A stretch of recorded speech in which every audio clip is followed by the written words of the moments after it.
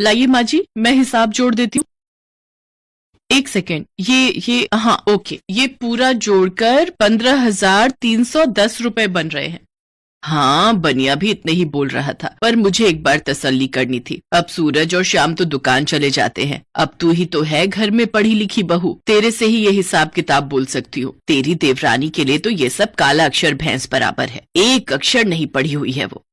माँ जी, ये सब बाबूजी की एक जिद के कारण हुआ है। ना वो इस अनपढ़ के साथ देवर जी की शादी करते और ना हमें ऐसी बहू मिलती। बाबूजी तो अब इस दुनिया में है नहीं जो ये सारी परेशानी देखेंगे। अब कभी मैं घर में ना रहूं तो आप तो परेशानी हो जाओ। माँ जी, वैसे एक बात मुझे और आपको कहनी थी। अब जैसे मैं तो अपने बच्चों को पढ़ा लिखा लेती हूँ, आगे इसके बच्चे होंगे तो ये अपने बच्चों को कैसे पढ़ाएगी? बच्चों को एक बिना पढ़ी लिखी माँ मिली हो तो वो बच्चे कैसे संस्कार सीखेंगे? इसी बात का तो रोना है, हमारे ही नसीब फूटे थे जो तुम्हारे जैसी पढ़ी लिखी बहू नहीं मिली। संध्या, मधु की देवरानी, जिसके बारे में ये बात कर रहे हैं, 2 साल पहले संध्या की शादी श्याम के साथ हुई थी। संध्या गांव में रहती थी और उसकी माँ का बचपन में ही देहांत हो गया था। उसके पिता गरीबी के कारण उसे पढ़ा लिखा नहीं पाए। संध्या के पिता रामेश्वर जी के अच्छे दोस्त थे और दोस्ती के नाते रामेश्वर जी ने संध्या की शादी अपने बेटे श्याम के साथ कर दी। शादी के तुरंत बाद ही संध्या के पिता का भी देहांत हो गया। इस कारण अब उसके मायके में कोई भी नहीं रह गया था। संध्या के लिए तो सब कुछ उसका ससुराल ही था, पर संध्या अपनी सास और जेठानी के ताने सुनकर बहुत दुखी हो जाती थी। तुझे पता भी है मधु कि प्रसाद आधे घंटे बाद मंदिर में बांटना शुरू करना है। ये संध्या बहू दिन रात क्या करती रहती है? तुम इसे बोल देती रसोई का काम ये संभाल लेती, सारा दिन निकम्मों की तरह इधर उधर घूमती रहती है। संध्या बहू, ओ संध्या बहू, जाओ जाकर रसोई संभालो। जब पढ़ने लिखने का कोई काम नहीं कर सकती तो कम से कम चूल्हा चौका तो अच्छे से संभालना चाहिए। संध्या की आंखों में आंसू आ जाते हैं क्योंकि वो भी घर के काम ही कर रही थी। उस समय वो चुप हो जाती है। अगले दिन संध्या जब बाजार से आ रही थी, रास्ते में संध्या को एक बड़ी उम्र की महिला मिली जिनका थैला फट गया था और सारी सब्जियां गिर गई थी। लाइए आंटी जी, मैं आपकी मदद कर देती हूँ। थैंक यू वेरी मच बेटा, गॉड ब्लेस यू। संध्या ने उनकी इस लाइन का कोई जवाब नहीं दिया। तब महिला ने एक और इंग्लिश की लाइन बोली, you are so sweet dear.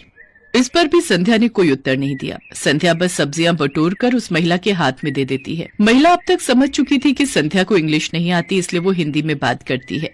धन्यवाद बिटिया, तुमने मेरी बहुत मदद की। कोई बात नहीं आंटी जी, ये तो मेरा फर्ज था। मेरा घर पास में ही है, चलो मैं तुम्हें अपने बहू के हाथ की गरम गरम चाय पिलाती हूँ। उस महिला का नाम वृंदा देवी था जो एक स्कूल चलाती थी। वो संध्या को अपने घर ले जाती हैं। उनकी बहू दोनों के लिए चाय लेकर आती है। बातों बातों में वृंदा देवी को पता चलता है कि संध्या को पढ़ना लिखना बिल्कुल भी नहीं आता। बिटिया, पढ़ना लिखना तो बहुत जरूरी होता है। तुम्हें भी अपने जीवन में ज्ञान का प्रकाश फैलाना चाहिए और पढ़ना लिखना चाहिए। पढ़ने लिखने से व्यक्ति का समाज में सम्मान बढ़ता है, उसकी अलग पहचान बनती है। वृंदा देवी संध्या को समझाती रही और वो उनकी बातों को ध्यान से सुनती रही। अब उसके मन में पढ़ने लिखने की इच्छा जागृत हो गई थी। घर आकर उसने श्याम और अपनी सास से इस बारे में बात की। लो जी, अब इस उम्र में बहू स्कूल जाएगी और लोग क्या कहेंगे, शादी के बाद बहू को पढ़ने के लिए स्कूल भेज दिया। ना बाबा ना, मैं ये ताने नहीं सुन सकती। बिरादरी में नाक कटवानी है क्या? और सबसे बड़ी बात तो ये है कि घर के काम काज सब छोड़कर अगर इसने पढ़ना लिखना शुरू कर दिया तो घर कौन संभालेगा? माँ जी, आप चिंता मत कीजिए, मैं सब कुछ संभाल लूंगी। मैं कोई भी कमी नहीं आने दूंगी। माँ, आप ही तो कहती हो कि संध्या पढ़ी लिखी नहीं है। अगर वो पढ़ना लिखना चाहती है, उसका मन है, तो अब आप उसको मना क्यों कर रही हो? संध्या पढ़ लिख जाएगी तो उसके लिए ही अच्छा है ना। तो ठीक है माँ जी, हम काम बांट लेते हैं। सुबह तो तुम्हें स्कूल जाना होगा, लेकिन दोपहर को आते ही सारे खाने की तैयारी और घर के सारे काम तुम्हें ही संभालने होंगे। संध्या की जेठानी ने सारा काम अपनी देवरानी पर डाल दिया और सास तो पहले से ही जेठानी की सुनती थी। संध्या ने स्कूल जाना शुरू कर दिया। वो सुबह जल्दी उठकर स्कूल के लिए निकल जाती थी और दोपहर को स्कूल से आते ही घर के सारे काम करती थी, पर इस कारण संध्या को घर में पढ़ने का बिल्कुल भी समय नहीं मिल रहा था। संध्या, मुझे तुम्हारी अध्यापिका ने बताया है कि तुम गृह कार्य बिल्कुल भी नहीं करके जाती हो। जो यहाँ पढ़ाया जाता है उसको अगर तुम घर पर जाकर अभ्यास नहीं करोगी तो तुम पढ़ना लिखना कैसे सीखोगी? संध्या, मैंने ये स्कूल इसलिए खोला है ताकि तुम्हारी उम्र की महिलाओं को शिक्षा प्राप्त हो सके, पर उसके लिए तुम्हें भी तो मेहनत करनी है। मैं आगे से इस बात का ध्यान रखूंगी।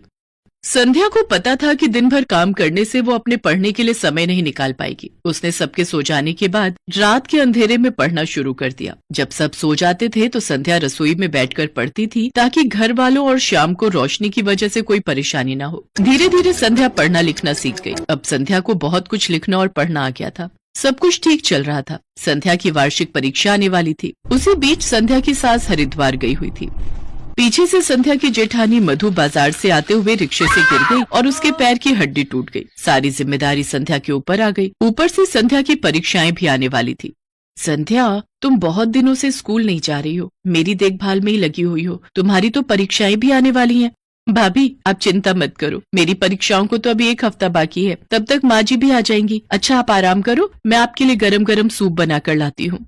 संध्या कितनी अच्छी है और मैंने उसका साथ कभी नहीं दिया। वो बेचारी घर के कामों के साथ साथ स्कूल भी जाती है। ये तो एक अच्छा काम कर रही है जिसमें मुझे और माँ जी को उसका सहयोग करना चाहिए। आज मेरी तबीयत खराब है और संध्या मेरी कितनी देखभाल कर रही है। मधु सचमुच अपनी गलती के बारे में सोच रही थी। कुछ दिनों बाद मधु और संध्या की सास लौट आती है। मधु अपनी सास को संध्या के बारे में सब कुछ बताती है। अगले दिन सुबह संध्या की परीक्षा थी और वो घर के कामों में लगी हुई थी। संध्या, जाओ, जाकर अपनी पढ़ाई करो। तुम्हारी कल से परीक्षाएं शुरू है ना। रसोई और घर परिवार की कोई चिंता मत करो, खूब मन लगाकर पढ़ो। मुझे मधु ने सब कुछ बता दिया है। मैं भी सचमुच कितनी गलत थी। तुम पढ़ना चाहती थी और मैंने तुम्हें सहयोग नहीं दिया। माताजी, दूध का हिसाब ले आया था, एक बार बड़ी बहू से दोबारा करवा लो।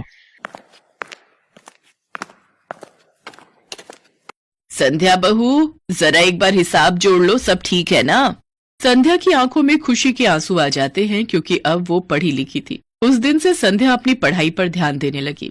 वो समय पर स्कूल जाती और घर आकर पढ़ाई भी करती। धीरे धीरे संध्या ने अपनी पढ़ाई पूरी की। कहते हैं उम्र की कोई सीमा नहीं होती, जब जागो तब सवेरा। यदि आपके जीवन में कुछ अच्छा काम करने की अभिलाषा है तो उसको कर लेना चाहिए, तभी आपका जीवन सफल बनता है।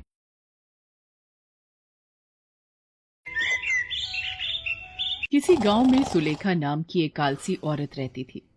किसी भी काम को करना हो तो वो बस आलस में चूर होकर मना कर देती थी। एक दिन, क्या बात है सुलेखा, पिछले 3 दिन से तुम सुबह दोपहर शाम चावल ही बना रही हो, रोटी तुमने एक बार भी नहीं बनाई। कुछ तो बना दिया ना, मेरे बस में हो तो कोई काम ना करूं। सारा दिन थक जाती हूँ और रोटी कैसे बनेगी। गेहूं ऐसे ही पड़ा है, उसे कोई साफ करे तो मैं उसे पीस कर आटा बनाऊं। तुम्हारे पास तो फुर्सत है नहीं, सारा दिन मैं खुद ही घर में अकेली लगी रहती हूँ। क्या तुमने अभी तक आटा नहीं पीसा? मुझे ही ये काम करना होगा। अच्छा जाओ, जरा एक गिलास सत्तू ही बनाकर पिला दो। खेत पर बहुत गर्मी थी, मारे गर्मी के पसीने बह रहे हैं। अच्छा, गर्मी सिर्फ तुम्हें ही लगती है, मुझे तो लगती नहीं है। मैं भी अभी रसोई में दाल भात बनाकर आई हूँ, अभी बैठी हूँ। बिल्कुल अभी आकर, समझे? एक पल भी नहीं हुआ है और तुम आते से मेरे ऊपर हुक्म चलाना शुरू हो गए। जाओ, जाकर खुद बना लो सत्तू, और हाँ, एक गिलास मेरे लिए भी बना देना, मुझे भी बहुत प्यास लगी है। यह कैसी आलसी बीवी मेरे पल्ले पड़ गई है, जब भी कोई काम कहो साफ मना कर देती है। मुझे सब सुनाई दे रहा है जो तुम बोल रहे हो। अब रात का भोजन तुम तैयार करोगे, मैं हाथ तक नहीं लगाऊंगी। सारा दिन उठ बैठ इधर उधर, मेरे पांव दर्द हो रहे हैं। और हाँ, थोड़ी धनिया की चटनी भी बना लेना, वो धनिया टोकरी में रखा हुआ है। ये चटनी तो मैंने कल तुम्हें बनाने को बोली थी, खेत से ताजा धनिया तोड़ कर लाया था, तुमने चटनी भी नहीं बनाई। धनिया साफ कौन करके देता? मेरे पास इतना समय नहीं कि धनिया साफ करूं और फिर उसकी चटनी पीसूं।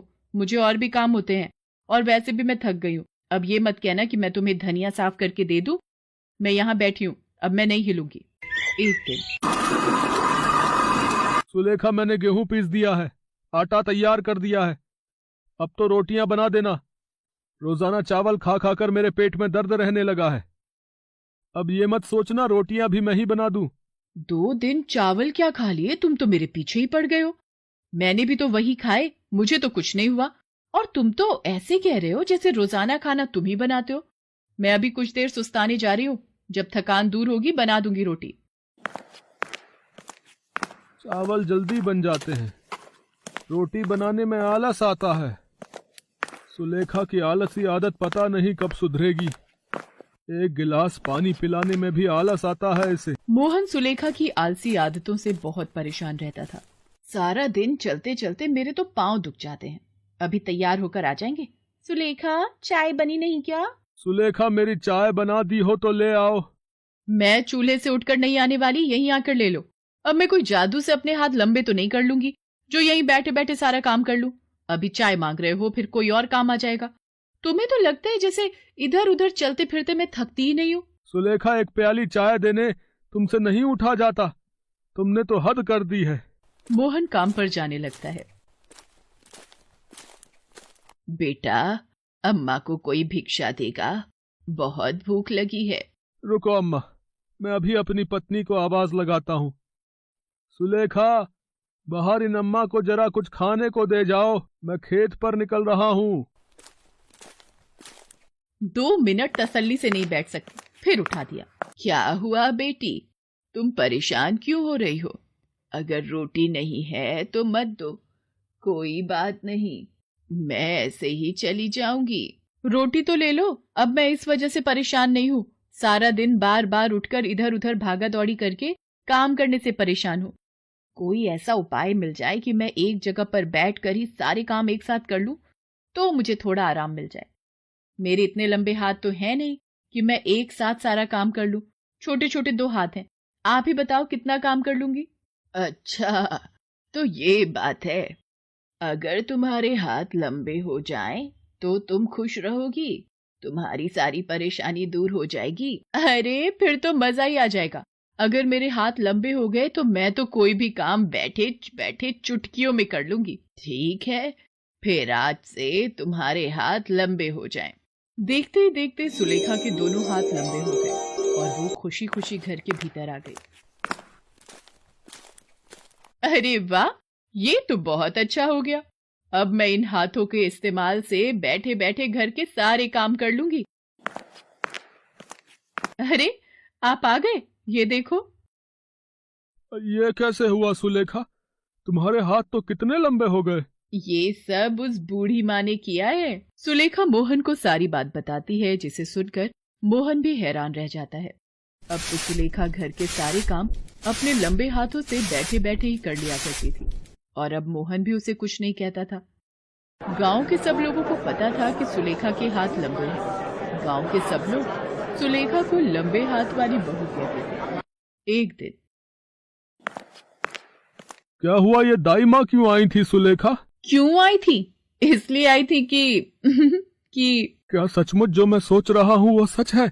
हाँ जी, हम दोनों माँ बापू बनने वाले हैं। अब से तुम अपना ख्याल रखना, ज्यादा काम नहीं करोगी, सिर्फ आराम करना। आप फिक्र क्यों करते हो जी? मेरे ये लंबे हाथ किस दिन काम आएंगे? इनकी सहायता से मैं तो बैठे बैठे सारे काम कर लिया करूंगी। और फिर सुलेखा अपने लंबे हाथों के इस्तेमाल से सारा काम आराम से कर लेती थी। धीरे धीरे दिन बीतने लगे और 9 माह के पश्चात सुलेखा ने एक सुंदर से बेटे को जन्म दिया। सुलेखा, ये देखो, ये तो बिल्कुल मेरे ऊपर गया है। रहने दो जी, इसकी आंखें मेरे ऊपर ही होंगी। लाओ मेरी गोदी में दो इसे, मैं देखकर बताती हूँ। ये लो पकड़ो। ये तो मुझसे बहुत दूर है, मैं इसे अपने कलेजे से कैसे लगाऊंगी जी? ये तो मेरी गोदी में भी नहीं आ पाएगा। अब मैं क्या करूं? इन लंबे हाथों के कारण मैं अपने बच्चे से दूर हूँ। मुझे ये लंबे हाथ नहीं चाहिए। सुनो जी, मुझे अपने बच्चे को गोद में लेकर प्यार करना है। सुलेखा फूट फूट कर रोने लगती है। चुप हो जाओ सुलेखा, तुमने खुद ही तो ये इच्छा मांगी थी, अब क्या हो सकता है? हे भगवान, मैं अपना फायदा देखने निकली थी, मैंने सही गलत के बारे में नहीं सोचा। अरे, तुम तो आज भी दुखी हो। मैंने सोचा इधर से गुजरते हुए तुम्हारा हाल चाल पूछ लूं। लंबे हाथ मिलने की वजह से अब तुम्हारी सारी परेशानियां दूर हो गई होंगी, पर तुम रो क्यों रही हो? अम्मा जी, मुझे ये लंबे हाथ नहीं चाहिए। मेरे बच्चे को मैं अपनी गोद में नहीं खिला सकती, अपने कलेजे से नहीं लगा सकती। मैं इन लंबे हाथों का क्या करूंगी? आप कृपा करके मेरे हाथ पहले जैसे कर दो, ताकि मैं अपने बच्चे को माँ की गोद दे सकूं। ईश्वर ने हमें जो दिया है, जितना दिया है, हमें उसी में खुशियां ढूंढनी चाहिए। तुमने बिना सोचे समझे लंबे हाथ मांग लिए और अपना फायदा देखा, पर नुकसान नहीं सोचा। हमें किसी भी बात के फायदे और नुकसान दोनों पहलू सोचने चाहिए। अब रोना बंद करो देखो, तुम्हारे हाथ पहले की भांति हो गए हैं। शुक्रिया अम्मा, अब मैं अपने बच्चे को गोद में खिला सकती हूँ। सुनो जी, मेरे हाथ ठीक हो गए, मेरे बच्चे को मेरी गोद में दो। सुलेखा के हाथ पहले जैसे हो गए और बूढ़ी अम्मा वहां से गायब हो गई। सुलेखा को अपनी गलती का एहसास हो गया था। उसे समझ आ गया था कि हर बात के दो पहलू होते हैं। यदि फायदा होता है तो नुकसान भी होता ही है। इसीलिए हमें जीवन में सदैव सोच समझकर ही निर्णय लेने चाहिए।